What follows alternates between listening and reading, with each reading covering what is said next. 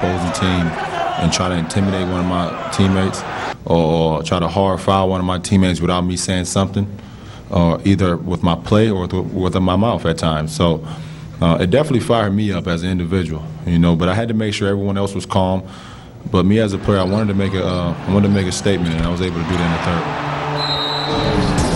You wonder if the Sabres' sends in Game 3 can bring the kind of NBA hitting that we've seen on Monday. Meadowlands has been New Jersey's garden spot for the playoffs and won all 4 of the previous games at home this postseason, 10 in a row overall, but not so Monday, scoring just 85, about 14 points below their home playoff average, which ironically enough is almost identical to the scoring dip Jason Kidd suffered in Game 4 as well. As you see, he had just 5. Kiki Vandeweghe on the final Nets possession.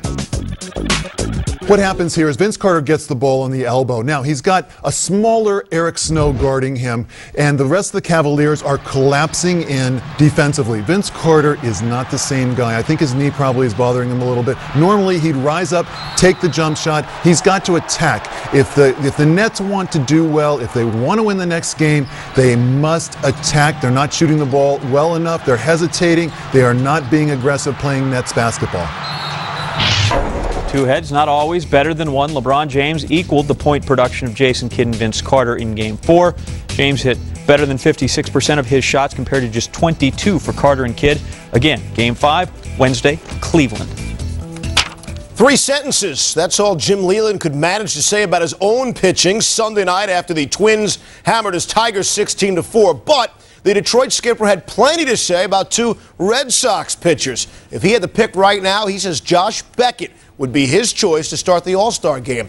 Beckett hit a couple of Tigers, leading to a spring training bench clear. Beckett isn't scheduled to start in the series. His Friday start's in question because of a finger injury that is not a blister. Leland might have opened up a different kind of wound. How about these comments on facing Boston's much-celebrated starter Daisuke Matsuzaka? Leland, always all business, said, quote, "I don't give a blank about him. I'm not getting into all that. I could give a expletive deleted less. It's another pitcher. We're playing Boston. Obviously, he's an outstanding pitcher. He's a major league pitcher, and that's who we're facing." They were facing him Monday night in a real showdown kind of series. Red Sox and Tigers combined 5 losses total so far this month. Daisuke gets Maglio Ordonez swinging, his second strikeout there. Top of the third. If he was Curtis Anderson, he would have just flown out. But he's Curtis Granderson. That's the only home run of the game. He ties for the team lead. It was his 7th of the season and the 4th homer allowed by Daisuke this season. Manny Ramirez in the bottom of the 5th. Down the line, Craig Monroe doesn't throw home. David Ortiz easily scores. And back to Matsuzaka, gets Carlos Guillen, 4th strikeout for him. Top of the 7th, Sean Casey hits it hard. Dustin Pedroia, nice stop and a strong throw. Bottom 9, Daisuke's still in there. Going for his first career complete game. And Pudge hits the 3rd. Mike Lowell gets the out. Great outing for Daisuke. 9 innings, no walks. The complete game for him. Only Barry Zito's thrown more pitches in a game this season. Daisuke threw 124. Pending walk, and Lou Piniella steaming as the Mets win 5-4. Well, if Yankee fans are taking solace in the fact that the season is still early, Steve Phillips is about to rain on your parade. Why, the time is now for concern in the Bronx. We have more baseball coming up.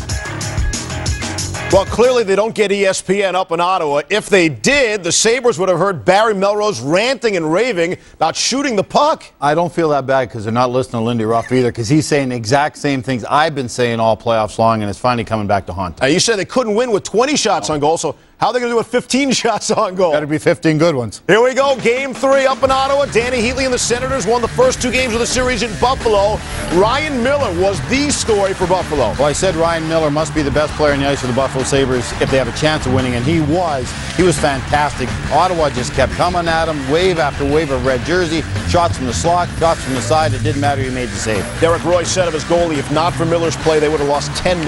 How about the top line for Ottawa? He's supposed to be able to shut down one line, Barry. Well, it's not this line. They better work on another one because this line's fire. And right here, you're going to see a pass up the ice. Now, Spezza gets it, he already knows where his two line mates are. Heatley goes across the ice for a rink-wide pass. He opens up right there so we can one-time the puck. Alfredson sees that, so Alfredson's going to take off for the front of the net in case there's a juicy rebound.